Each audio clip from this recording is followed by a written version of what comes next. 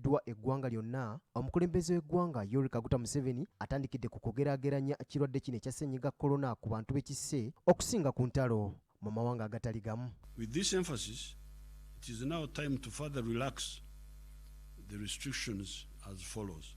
Wakati mu kulindirira okwogera kwe, abayizi n'abasomesa kyaddaaki bafunye kamwenyumwenyu oluvannyuma lw'omukulembeze w'eggwanga okuggulawo amasomero wabula eri ebibiina ebyo ebyakamalirizo okuli ekibiina ekyomusanvu, siniya ey'okuna, ey'omukaaga, amatendekero aga waggulu ng'ennaku z'omwezi 15 omwezi ogw'ekkumi omwaka ogwa 2020. Kyokka ono ategeezezza ng'ebibiina ebirala ebirina okuddamu okusoma bwe birina okulinda okutuusa mu mwaka ogujja mu mwezi ogwa January okulaba ki ekinaba kisaliddwawo. We have decided to reopen schools for the candidate classes of P7, S4, S6, finalists in tertiary colleges, and finalists in universities. Why? Number one, we think that it is safe because the finalists in each learning institution are a much smaller number compared to the total enrollment in these centers. Therefore, each group of finalists will have bigger space for social distancing, whether they are in the day schools or boarding schools. If they follow the SOPs, they will be safe. The schools will open for the finalists on the 15th of October 2020. Ekimu ku bisinze okusoomooza amasomero naddala ago ag'obwannannyini yewa gye bajja ensimbi era ng'omukulembeze w'eggwanga alagidde minisitule y'ebyensimbi okuba ng'etuula ne bannannyini masomero gano okulaba ngeri ki gye bayinza okugonjoolamu ebizibu byabwe. The Minister of Finance should also meet the owners of the private schools and see how the government could come to their aid. The government should not only think of rescuing the learners and the teachers and remain oblivious of the plight of those Ugandan entrepreneurs that invested in private schools because they did not know that a terrible disease would come from the bats. They were doing education as a business. Now the business atmosphere is not good because of this disease. So even when we open, if some schools do not open because of the business economics can no longer work out, the Minister of Education is already directed to expand the number of secondary schools. The government already has 1,267 secondary schools, and we are planning, although this number keeps changing, the other day they were talking about another number. Mu biragiro ebirala omukulembeze w'eggwanga byayisizza kwe kuggula ebisaawe wabula eri abo bokka abalambuzi era nga bano bajja kuba balina okukeberebwa ekirwadde kino ekya ssennyiga korona ng'essaawa 72 tezinnawera. The international airport and land borders will now be opened for tourists coming in and going out,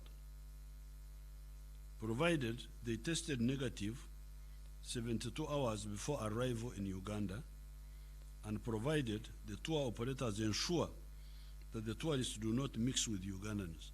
Ekiragiro ekyokutaano omukulembeze w'eggwanga kyayisizza kwe kuggulawo kw'amakanisa wabula nga bajja kukkiriza abo bokka baba bagendayo okwejjusa, kyokka ng'okusaba kw'ekiro omukulembeze w'eggwanga agambye kuno tekugenda kukkirizibwa, saako n'okuba nti abaana babagenze okusabanga mu masinzizo agatali gamu tebajja kusukka bantu 7. Places of worship should open with the following precautions: individual prayers or confessions with priests or counseling with the necessary SOPs. Those are all right. When somebody is coming to confess his sins to the priest, there are few of them, they can, that one may not be a problem. Prayers and fellowships whose numbers do not exceed 70 and by observing all the other SOPs, we think these ones are safe. Ebisaawe by'ebyemizannyo nabyo bikkiriziddwa okuddamu okuggulawo era ng'abazannyi bateereddwako bukwakulizo okusooka okukeberebwa kyokka ng'ebisaawe tebigenda kukkirizibwamu bawagizi. Open air activities of sports will reopen, provided there are no spectators. We shall watch on TV. The teams can play, we watch from far.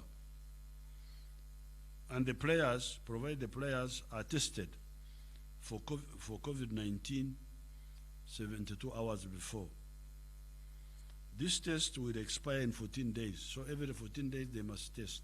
Newankubadde ng'ebisaawe by'ebyemizannyo bigguddwa, ebifo nga gym, kasino, ebifo awazannyibwa zzaala oba biyite gaming centers, by'omukulembeze w'eggwanga ategeezezza nti bino si byakugulwa nga kuno kw'ogasse n'amabaala, kubanga bino bikuŋŋaanya abantu bangi ekiyinza okuleetera ekirwadde kya ssennyiga korona okweyongera. Abantu babadde beekwasa ebyali mu kalulu ka NRM okwagala okutegeka enkuŋŋaana, kyokka omukulembeze w'eggwanga ategeezezza nga kino bwe kiri ekikyamu era azzeemu okukikkaatiriza nti tebagenda kukkiriza nkuŋŋaana z'abantu bangi nga wanaliko ebiragiro byawadde poliisi. Newankubadde ng'entambula y'olukale yaggulwa, omukulembeze w'eggwanga agamba nti singa kinaazuulwa nti abalwadde abazze bazuulwa bava ku ntambula ya lukale, ajja kuba talina kyakusalawo okuggyako okuziggala, nga bw'ati abasabye bongere okugondera ebiragiro. Obudde obwa kafyu naddala ku boodabooda busigaddeyo ku ssaawa 12 era nga teri boodabooda enakkirizibwa kusukka ssaawa zino, nga n'obudde obw'entambula endala nabwo busigaddeyo ku ssaawa 3 ez'ekiro. Pulezidenti Museveni agenze okwogerako eri eggwanga nga Uganda kati ebala abalwadde 287 nga basusse ssennyiga korona bawerera ddala 2616 nga Uganda yakafiirwa abantu 63. Omukulembeze w'eggwanga azzeemu okukikkaatiriza nti obutagoberera biragiro kye kimu ku bivuddeko ekirwadde kino okwongera okusensera bannayuganda, nga nabwe kiti abasabye okwongera okussa ebiragiro bya minisitule y'ebyobulamu mu nkola. Mark